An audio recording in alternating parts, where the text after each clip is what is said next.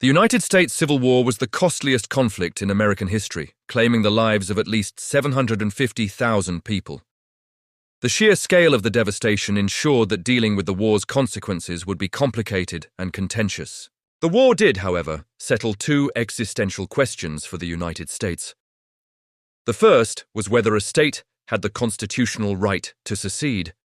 The Union victory, reinforced by an 1868 Supreme Court decision, definitively established that secession was not a legal option. The second question was whether the United States could continue indefinitely as a nation divided between slavery and freedom. Abraham Lincoln's objectives evolved as the war progressed. From the beginning, his foremost goal was the preservation of the Union, and that never changed.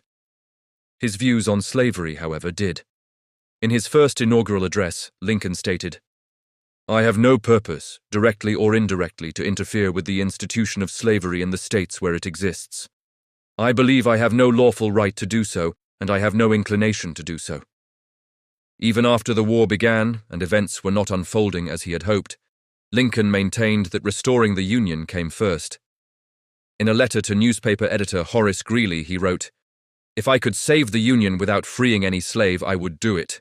And if I could save it by freeing all the slaves, I would do it. And if I could save it by freeing some and leaving others alone, I would also do that." By this point, however, Lincoln had already privately concluded that slavery could not survive the war. Following the Battle of Antietam, he issued the Emancipation Proclamation. While symbolically powerful, this proclamation did not itself end slavery. The proclamation declared enslaved people in rebelling states to be forever free, but it had clear limitations. First, the Confederate States considered themselves a foreign nation and did not recognize federal authority, just as Americans would not be bound by a proclamation issued by the Prime Minister of Canada. Second, the proclamation applied only to states in rebellion.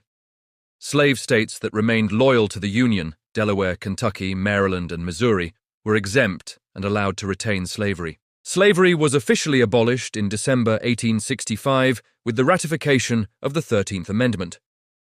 With those foundational questions answered, new ones immediately emerged. What would happen to former Confederates who had committed treason? How would the Southern states be readmitted into the Union? And what would freedom mean for nearly 4 million formerly enslaved people, now known as freedmen? These questions defined the era known as Reconstruction. One of the most hotly debated issues during the era was who would control the process, the President or Congress. The answer shaped distinct phases of Reconstruction, beginning with presidential. Lincoln believed that, since he was suppressing a rebellion and served as commander-in-chief of the military, he should lead the post-war peace. In 1863, he outlined his expectations for readmitting Southern states, known as the 10% Plan. Under it, nearly all Southerners, except senior military officers and top Confederate officials, would receive amnesty if they swore allegiance to the United States. Once 10% of a state's 1860 electorate had taken this oath, they could form a new state government.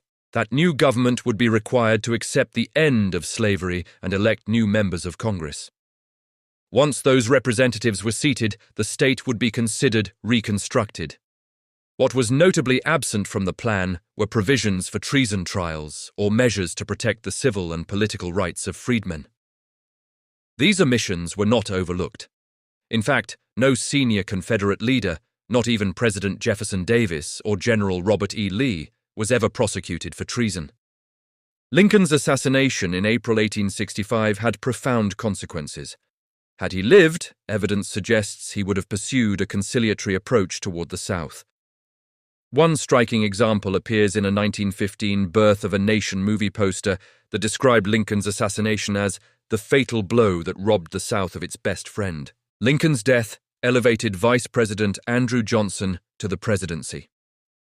Understanding Johnson's background is critical to understanding Reconstruction's trajectory. Born in North Carolina and raised in Tennessee, Johnson grew up poor and illiterate before educating himself and becoming a tailor. He rose through Tennessee politics and served as one of its U.S. senators. When Tennessee seceded, Johnson refused to leave Congress, making him the only Southern senator to remain loyal to the Union. After federal forces regained control of Tennessee, Lincoln appointed him military governor. In 1864, the Republican Party, renamed the National Union Party, selected Johnson as Lincoln's running mate in an effort to appeal to war Democrats. Lincoln went on to win re-election easily.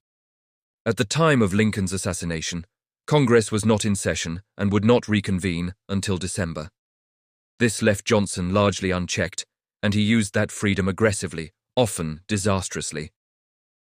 Although Johnson claimed he would follow Lincoln's approach, he expanded the list of individuals required to apply personally for pardons. Under Lincoln, 6 groups of individuals were exempted to amnesty.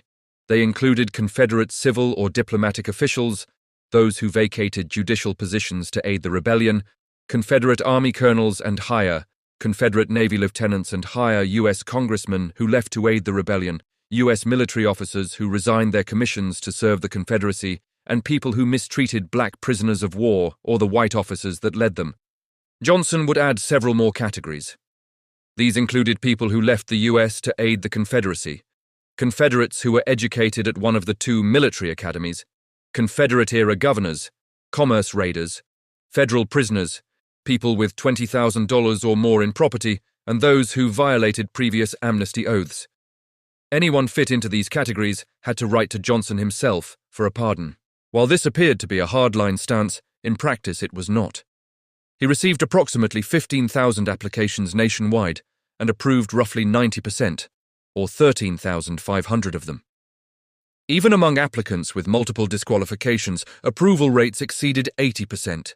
Nearly 850 Texans applied for Johnson's pardon, of which nearly 750, or 88%, were approved.